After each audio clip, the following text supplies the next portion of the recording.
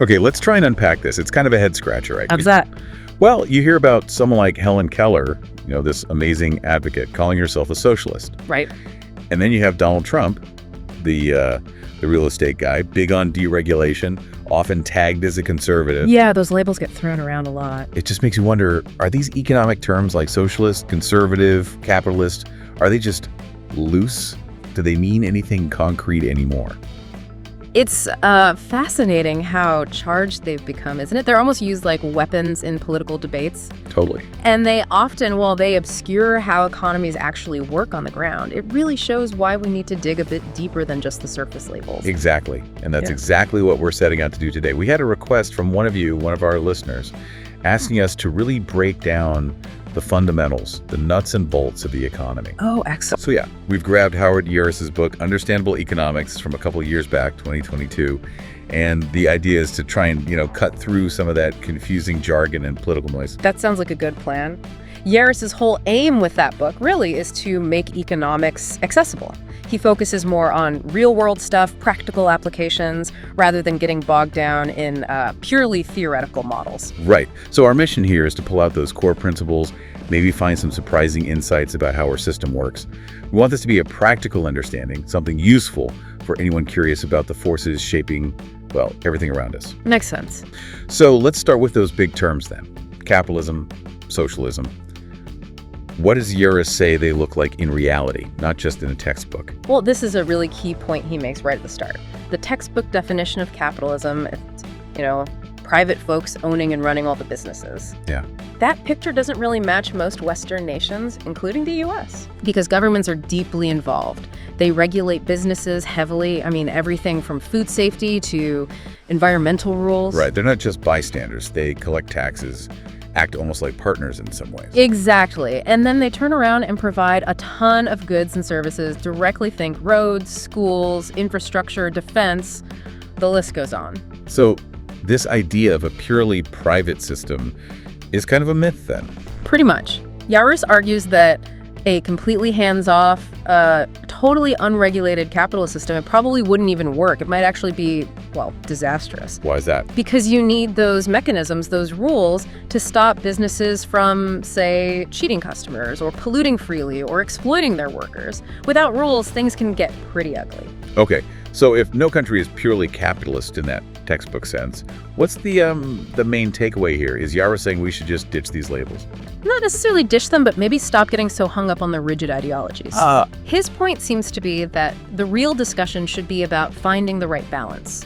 How much government control versus how much individual private control gives us the best results for society. So it's about pragmatism. What actually works, not just sticking to a label like capitalism or socialism. Exactly. It's about that mix, finding the sweet spot. Okay, that makes a lot more sense. So if it's not just about pure private control, what's the engine?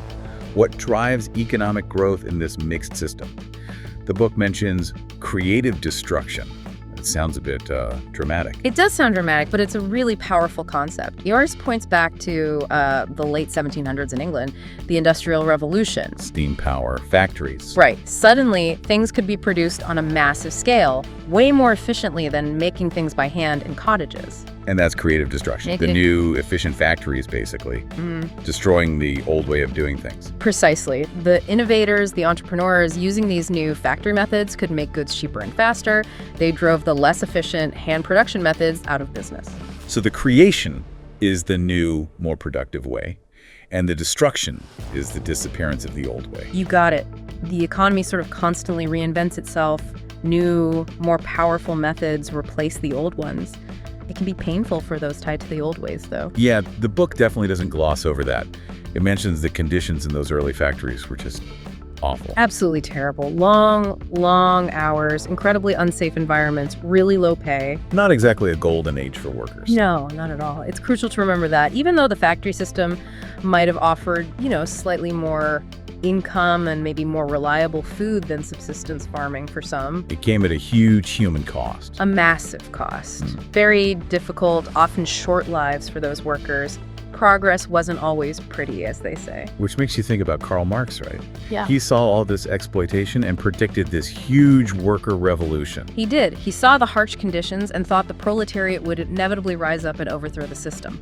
But that widespread revolution, it didn't really happen in most industrialized countries, did it?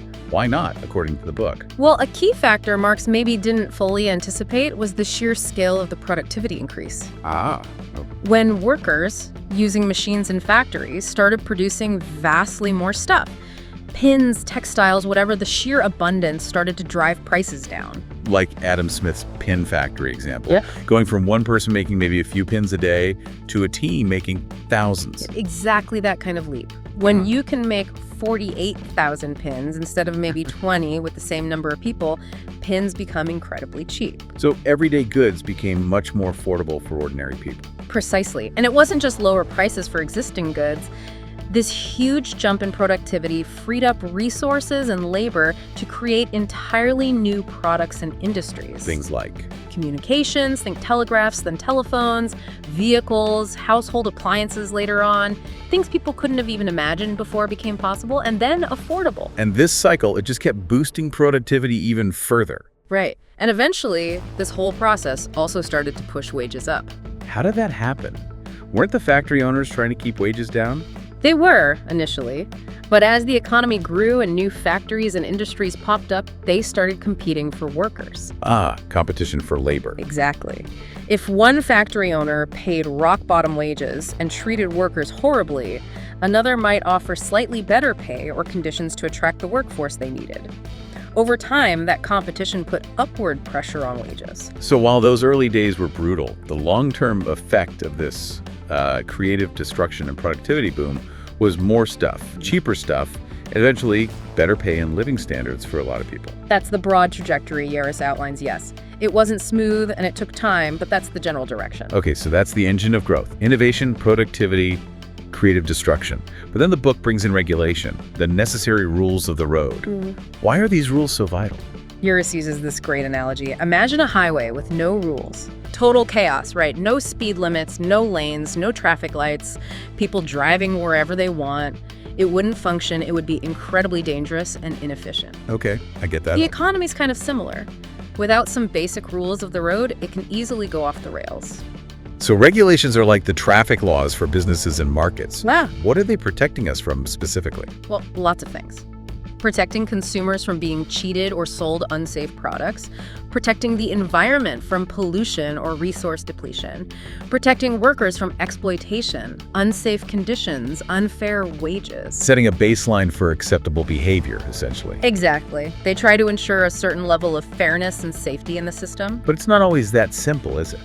The book mentions that corporations themselves often lobby for rules. Yes, and that's a really crucial and sometimes tricky aspect. Companies will often advocate for regulations, sometimes genuinely believing it's for the public good, but often also because the rules might benefit them specifically. How so? Like rules that make it harder for new competitors to enter the market. That's a classic example. Or rules that favor their specific technology or way of doing business. And there's often an asymmetry, Asymmetry. Yeah, in terms of access. Company executives, lobbyists, they have regular meetings, they build relationships with regulators and politicians. They have a direct line, often. Whereas the average person, or consumer groups, or environmental groups, They have a much harder time getting that same level of access and influence. Their voice can get drowned out. So what's the solution then? Just rely on companies to do the right thing. Yaruss doesn't seem to think that's realistic. No, he definitely doesn't suggest that. He emphasizes that it really comes down to us as citizens. It's about individual action. Like what? Supporting politicians and policies that explicitly prioritize goals, like environmental protection, fair labor standards, consumer safety, making our voices heard. So the argument isn't that capitalism itself is inherently the problem when bad things happen, like pollution or exploitation. It's more about whether we, as a society, are effectively setting and enforcing the rules, demanding responsible behavior. That seems to be the core message. If we don't assert those demands, if we don't establish clear expectations and regulations, then harmful outcomes are more likely, regardless of the economic system's label. Which leads us neatly into another huge theme in the book, income inequality. This feels like a really big, persistent issue. It absolutely is. And Yaruss tackles it head on. He starts by acknowledging that common idea, the sort of American dream narrative. That your earnings are based on your effort, your talent, how hard you work. Exactly. But then he immediately complicates that picture. He points out how many other factors play a massive role. Such as? Things like timing, being in the right industry at the right moment, your family background, the connections you have, the quality of schooling you received, even just where you happen to live, or plain old luck. Right. Those things can have a huge impact, maybe even more than just raw effort sometimes. Often much more. The book does acknowledge the traditional argument for some income inequality, that it acts as an incentive. The idea that if you can earn more, you'll work harder or take more risks. Yes, the incentive for productivity. But Yaruss questions how far that incentive really goes, especially when you get to the extreme top end. You mean like, would Mark Zuckerberg or Jeff Bezos really have packed it all in if their potential tax rate was a bit higher? Probably not, right? He suggests their motivation was likely much more about building something, innovation, maybe ego, than just maximizing every last dollar after tax. And even if they hadn't done it, the book implies, wouldn't other talented people have stepped up to fill that space? That's a fair point. And the book also talks about the downsides of too much inequality, doesn't it? That it harms everyone. Yes, significantly. Very high levels of inequality can actually shrink the overall economic pie in the long run. How does that work? Well, if purchasing power is concentrated in too few hands, overall demand might be lower. It can also lead to social instability, resentment, and a breakdown of trust in the fairness of the system.